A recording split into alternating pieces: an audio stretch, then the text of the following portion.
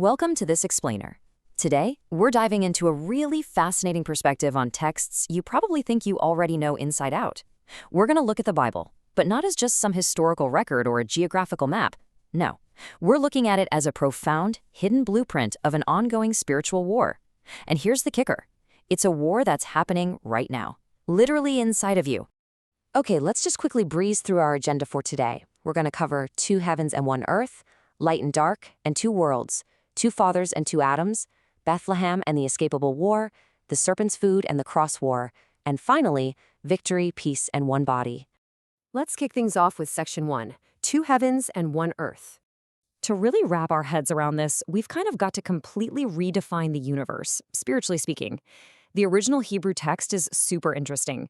The word for heavens is shamayim, which is actually a dual or plural word. But the word for earth, eretz, well, that's strictly singular.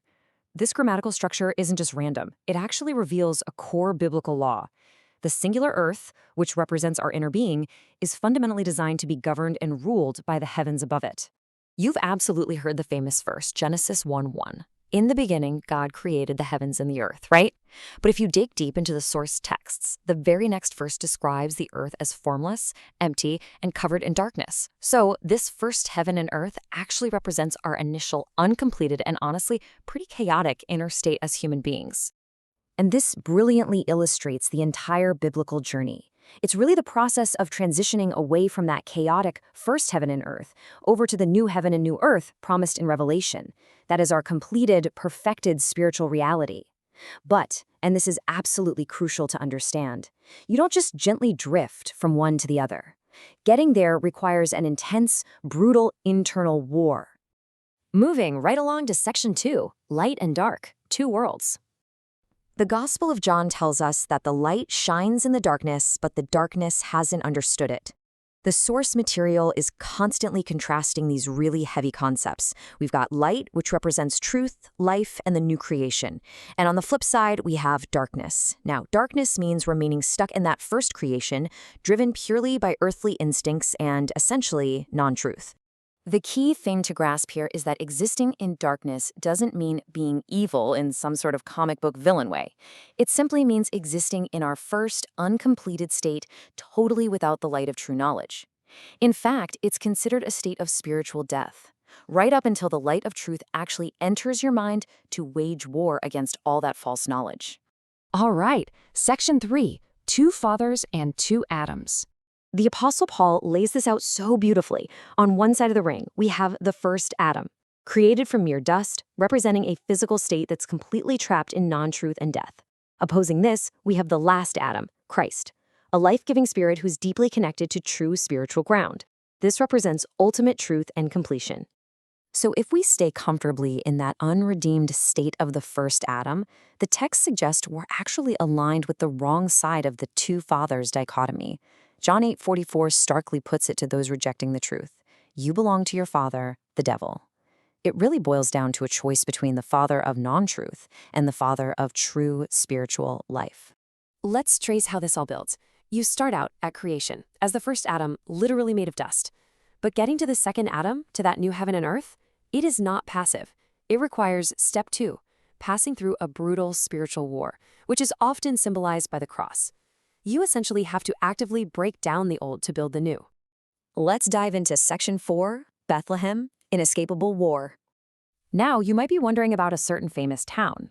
When you hear the word Bethlehem, what pops into your head? Probably a silent night, peaceful shepherds, a really calm, quiet birth, right? Well, get ready for a massive etymological plot twist. If we break down the root of the word, Beit means house and Lehem means bread. House of bread. Seems nice enough, but the root verb for Lehem is laham, which literally means to fight or wage war. No way, right? Bethlehem is not just a place of a peaceful birth, it is the house of war. It's the absolute epicenter of a massive spiritual invasion for truth. That brings us to Section 5, Serpent's food and cross war. In Genesis, the serpent is judged with these words, "You will crawl on your belly, and you will eat dust all the days of your life." So, quite literally, the serpent's food is dust. But hold on, remember who was made of dust? The first Adam. Spiritually, this dust represents the unredeemed human state. completely trapped in false knowledge. So if you remain as mere dust, you are literally food for the serpent. There's a massive difference in the Hebrew text here that honestly gets totally lost in translation. We have the word aphar, which means mere dust or dirt. This is that serpent's food we just talked about. But then there's ha-adamah, which means the true ground, the rich soil of Eden, representing the Father's actual presence. The whole spiritual war is about realizing that you are aphar and fighting tooth and nail to return to the ha-adamah. Look at how Genesis frames this. By the sweat of your brow you will eat your food until you return to the ground. And the specific word used there is ha-adamah. This sweating to eat isn't just about farming. It's a deep metaphor for the cross war. It represents the intense, agonizing inner struggle required to completely destroy our false knowledge so we can finally return to the true ground of the Father. This is exactly what it means when Scripture commands us to take up our cross. This cross war is all about recognizing the inner battle. It's about intentionally destroying the falsehoods of your first heaven and earth, refusing point blank to be the serpent's food, and instead consuming the bread of truth from the house of war. And finally, Section 6, Victory, Peace, One Body, Completion.